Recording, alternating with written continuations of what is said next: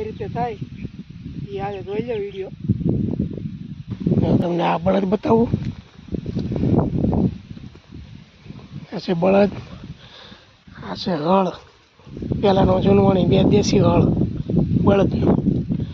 હવે આમાં હળ આરે કેટલું કેટલું જોડાયેલું છે એ વસ્તુ તમને બતાવું.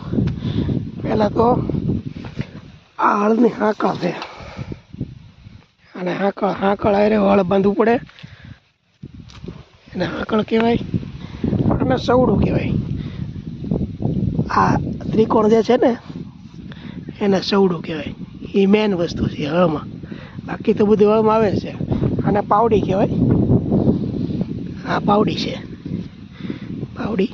આ સવડું છે.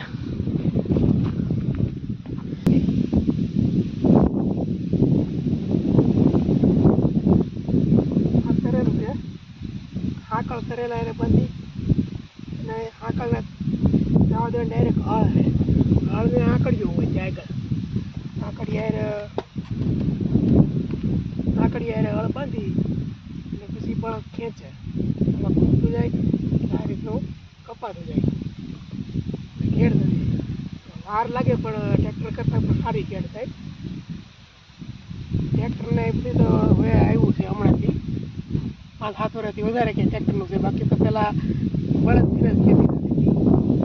બળદથી આ રીતની ખેતી થાય. હવે થોડુંક છે અમારે એટલે બળદથી જ કરીએ. બાકી એ અંદર આવે નથી કે ટ્રેક્ટર નહીં. અમારે ટ્રેક્ટર